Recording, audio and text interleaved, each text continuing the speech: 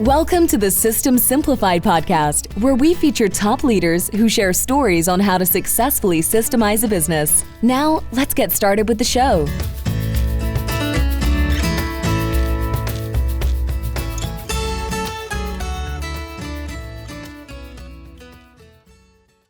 Hello, Adi Klevit here, the host of the System Simplified podcast, where I feature top founders, entrepreneurs, and thought leaders about systematizing a business. And today's episode is being brought to you by Business Success Consulting Group, where we create, document, optimize, and implement processes and procedures so businesses can grow and thrive. And it is my pleasure to introduce today's guest, which is Indu Sanka. Hi, Indu. Hello. It's so great to have you on this podcast. Indu, you are an inspiration. So I'm going to give your bio and our listeners. Yeah, you are. What you have accomplished is definitely something that is very admirable.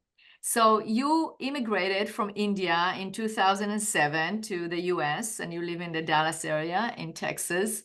And you founded Red Elephant, which is a fast-growing company that achieved 10x growth in just 7 years and landed on the Inc. 5000 list 3 years running.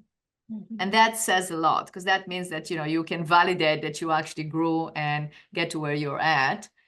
You have an MBA, you're a valedictorian, and you're recognized with 40 under 40 honors and multiple awards in the signage industry. And today you're leading Red Elephant in transforming the visual landscape one impactful sign at a time. So obviously you guys produce signs, but you are doing it, yes, one sign at a time, but with a lot of growth, which is amazing. So that is a great achievement. Did you know growing up do you think, oh, I am going to come to the US and I'm going to be a business owner and I'm going to get all these awards and I'm going to be so successful? Well, none of it. First of all, thank you very much for a very warm welcome. You're welcome. Yeah, and it has been a great journey and a humbling journey as well. And to answer your question, no, I didn't think of any of this. I never thought that I would even be an entrepreneur. I have grown up watching my dad, who worked for the same company his entire life and retired in the same company. So my plan has always been, hey, let's land on a really good company and keep climbing the ladder and one day retire in a really good position. So I mean, it's funny that when I did my MBA, I didn't even sign up for a single entrepreneurship course. But here I am running my own company. So how did it happen? What happened? So I worked for different companies in corporate America for 13 years. But that whole time, it felt like it's a search. I'm looking for something, but I never found it during that time. Especially after I graduated from my MBA program, and I did really well in the program. I learned so much, and I came to the world with a lot of ambition. Okay, now I'm going to go and change the world. Right? And then I get into working for these companies, and I have given feedback that I have too much drive. So that was a light bulb moment for me. Okay, so it has to be, I was in shock. Like, how can drive be a bad thing? And then I realized. I heard the same comment, and the truth is that there is no too much drive. It might be too much drive for a certain company or corporation. You just don't belong there. That was my realization, and that's really where I started my own business as well. Yeah, I'm like, okay, so that means that I'm in the wrong place. I need to find a different place where drive is an asset. Mm-hmm. That's right. So that made me realize that I'm cut for running something and building something on my own, so I can actually use the drive. Absolutely. So then you quit, or did it take a while, or how did that come about? No, it was almost instant. I think I make super quick decisions like a lot of entrepreneurs do. And well, you realize and you learn from it, and it's all good. I won't change anything. But it was a very quick decision. Within 4 weeks after my decision, I'm running a company. So how did that happen? So I went and looked for anything that is up for sale. So at that time, my kids were little. My little one was 2 years old, my son at the time, and I had my daughter was 4 or 5. So I wanted to do. I explored a lot of things, and sometimes I even thought maybe I'll move to a different country and start something from scratch and all that. But then my dad was like, hey, you have tried so many things over a period of 13 years, and you kept saying, this is not for me, this is not for me, this is what. How do you know entrepreneurship is for you? Maybe that's not for you either. So without knowing if it is for you or not, why tear apart the whole family and try doing something a little more conservative? Maybe, maybe take something that's already running and try running it and see if it is for you. So you can find something in your city, and so you don't have to disturb too much of your life. So then I looked for something that's up for sale. I only looked for two things. Is it possible to grow this company? How is the market? Can I grow? And the second thing I looked for is there an opportunity to make a difference? I don't want to get into a place where everything is already fine and my drive will be too much. I want to get to a place where it's challenging and I can make a difference and I can take a small company and really build a world-class organization out of it. That was my intention. So I landed on this tiny print shop with two roll-to-roll printers making banners and vinyl and things like that. I had 5 employees at that time. This is in my first year with the company was 2018. And today, 2025, we have 60 plus employees and we grew 10x. We have all kinds of manufacturing capabilities that go into signage, custom signage manufacturing. So it was quite a journey. Absolutely. So you 10x the company, as I Mhm. said in the bio. That's Mhm. very impressive. What are Mhm. some of the lessons that you learned throughout the expansion? Like, if we have entrepreneurs that are listening to us right now, they are going through expansion, they would like to expand. What are some of the lessons that you learned throughout your expansion? Well, a lot of lessons. I would say the biggest thing this whole time is learning lessons. Uh, as I was alluding to earlier, my decision was very quick, and later I realized that it was naive too. I didn't do a good enough due diligence on evaluating the company. As you mentioned in my bio, I was the valedictorian, and how hard is it to evaluate a tiny business? And I have built this complex spreadsheets and all that, right? So I was just looking at the numbers, but I ignored a lot of qualitative factors. I didn't even care to ask how long these 5 employees have been there and what kind of processes do you have? Like, how do you manage orders? Nothing like that. And looking back, I'm like, okay, how in the world did I end up doing that, right? But so as soon as I took over, I realized it's a sinking ship.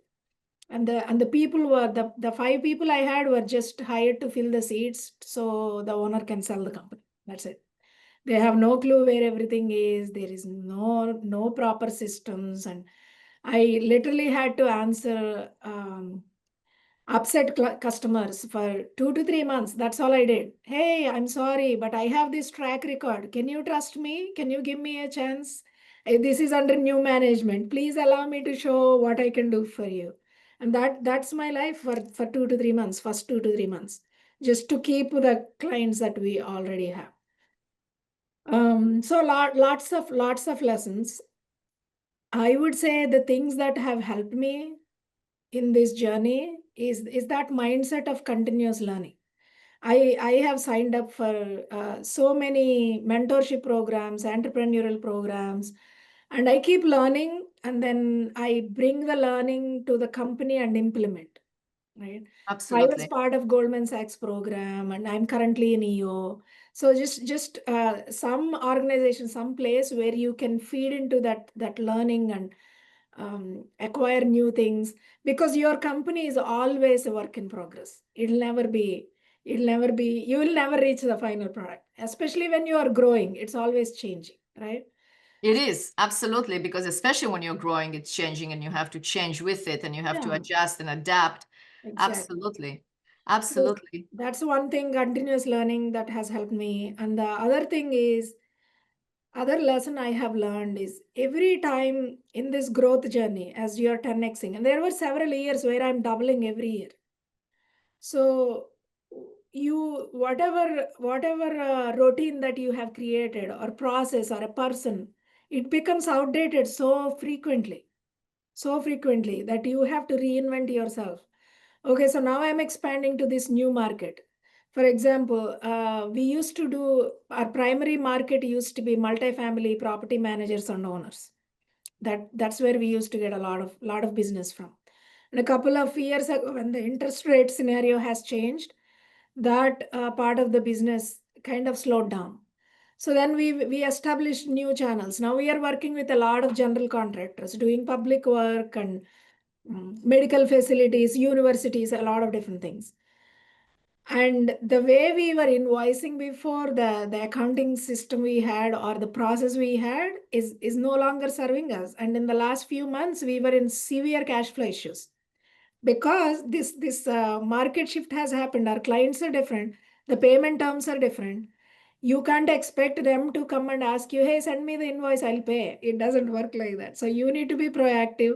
You need to understand the schedule of values. And so now we have to establish a new process and a new way of doing things. And so it has been a constant thing. And you struggle, and something comes out of that, and you face the challenge, and you build a new system, new process, and you outgrow your people too.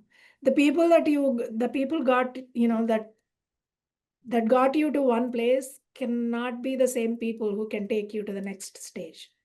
Right. Not always, right? It's great if they can be the same people, but that's not always true. So what do you do when that happens? You will see. So we are an EOS company. We run on EOS, Entrepreneurial Operating System. So something, again, that is a system too, going back to processes and systems, right? Clear accountabilities and right person, right seat.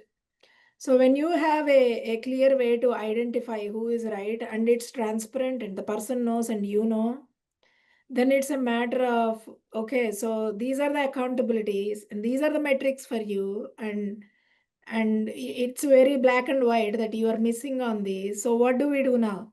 And then you see if they are a core values fit, if they are right person, then you can try to see if there is another seat where they would fit, right? But Yeah. if not, then let's give each other soft landing and just call it a day. But you are not. It's not like you're not skilled or you're not good. This is not the right place for you anymore. And Right. you help And I me think the grow. person knows that too. I mean, they know it and you know it. And so it's not really a big surprise and something that nobody anticipated. Well, that's not always the case, Adi. Like, the EOS system that we are implementing, these accountabilities and following a process of three-strike rule, that you have conversations and give them time to change or come up with a solution collaboratively. All that is, I would say, relatively new. So recently, that's how we are operating. But I had some major shifts and people had to change. And during that time, I didn't have these processes in place. And it was a chaos. It was a lot. It was even like to the level that emotionally draining. So I when I bet. first brought in my integrator, like the whole company was against me. And like, how can you do this? How can you not? It's almost like, how could you do this to us? Like, we were there with you all this time, and then you are just. It's not personal. We need to do what is right for the company, Right. right? At the Right. end of the day, yes, you are friends with me. I like you, but I have this responsibility. My main responsibility is doing what is right for the company. That's exactly right. So it's basically, it is being aware of what's happening, being willing to change, and being willing to take those tough decisions and make those tough decisions according to what's right for the company. but obviously with caring for others as well. Exactly. It's all about being kind, not necessarily nice. You may not come across nice, but think about it. If this person is not adding value in your organization, you still let them stay there, you are depriving them of an opportunity somewhere else where they can go and make a difference. That's And right. have a really good time, right? So if you're really thinking about that person and you're being kind, that's the right thing to do. That's right. That's a very good attitude to look at, for sure. Yeah. You know, you mentioned processes and systems several times. From your perspective, how did having processes and systems, or the need for processes and systems, help you grow your company? Yeah, as I was mentioning, there is no way companies can scale up if you don't have a process or documented process and trained and everybody follows that. It sounds simple, but we are in the middle of it, as again revisiting our processes as we scale up, right? It's not an easy task. It's a lot. It's a lot to chew, especially when you are running at 100 miles per hour, right? It's like trying to do a surgery when the person is in the middle of the marathon. So I Right. cannot stop. I have to keep running the company and take care of the daily operation. But on top of that, build the systems in parallel, right? So it's a daunting task and it's not easy. We have been trying to do it ourselves, and um, we are successful sometimes, sometimes we are not. But what I have learned is that is like the most critical piece of scaling any company. Right. You cannot scale without a system or process, and well-defined system and process. And you need to make sure when you are building that processes, you're building it for your long-term vision. Not like, hey, can this process support me today or tomorrow? But where are you planning to go 5 years, 10 years from now? Whatever you're building today has to support that. Absolutely, that's right. But to your point, it's also like the organization is living, breathing, and it can, but whatever the systems that you got you now might not get you to the next phase in 5 years, but at least you recognize it and you have the baseline where you can actually jump from there to the next one and the next one and the next one. Because that's really important to recognize as well. And you're right. That's why it's a work in progress. That's right. It is a work in progress. And, Yes. systems give you consistency, right? I mean, then you can provide the same consistent results every single time. But to your point, when the results are not there anymore because you have to change the line of service, or you have to adapt, because we are living in a world that changes very rapidly. Exactly. Yeah. Like, now with AI. So how do you use AI in your business? Okay, so that is again, we are a US company, and that is a rock we have for this next 90 days, exploring AI. We are utilizing in some functions today in a very general sense, but I know I have been to a couple of events or conferences and related to where I had the opportunity to see the potential of AI. So I can tell you that we are not using it to the level that we should be at this point. But that's why we made that a priority for the next 90 days to see what else we can do. Almost like do like a workforce reengineering, but from an AI perspective. Right? What are the things that Indu is doing today that AI can do? Yeah. Like do that for your entire team and see what all you can offload to AI. And it's amazing, especially we are in the creative industries. There's so many tools on design and a lot of the administrative work too. So yeah, it's crazy what it can do. So I'm hoping that we would capitalize on that soon. Absolutely. Yeah, definitely. That's the journey, the learning, because that's the future. Absolutely. Great. Well, Indu, in terms of you, where is the future? What does the future hold? What does future hold for Red Elephant? Yeah, for Red Elephant, for you in terms of your career, your next step, helping others, where are you going and where is Red Elephant going? Red Elephant is growing for sure, and we are we are very excited that we have built an amazing team at this point. And it's not just in terms of skills, but it's so rare to find a team who shares the same passion and who wants to be part of something bigger than themselves. So when there is so much drive and all the drive is aligned in one direction, then magic happens, right? So I'm very excited for the future of Red Elephant. We are growing nationally, so we're expanding. So I'm just so excited for the long-term vision and where we can take this in terms of the growth of the company.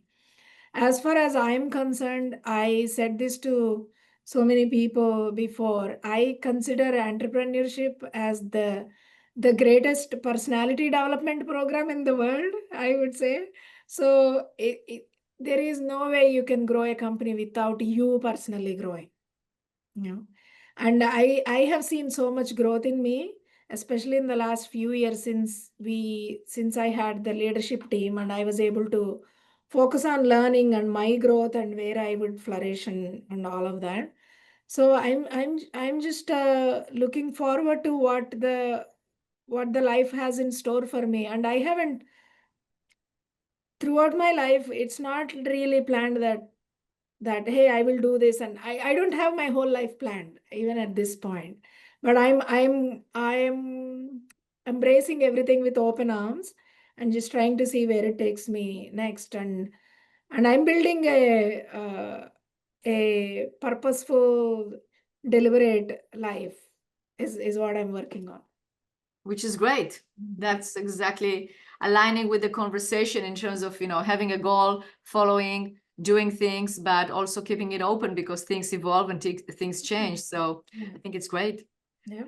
Indu, if any of our listeners would like to reach out, ask you questions, comments, how can they do that? What is the best way to get a hold of you? Well, you can email me at indu@redelephantway.com, way as in WAY, and I'll be happy to connect. Awesome. Fantastic. Well, thank you so much for being a guest on this podcast. That was a great conversation and very inspiring. And again, very well done for all your achievements. And of course, looking forward to having you here again, telling more achievements in the future.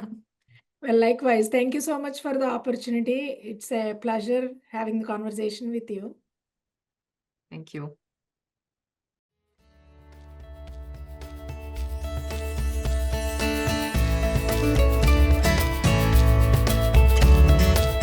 Thanks for listening to the System Simplified podcast. We'll see you again next time, and be sure to click subscribe to get future episodes.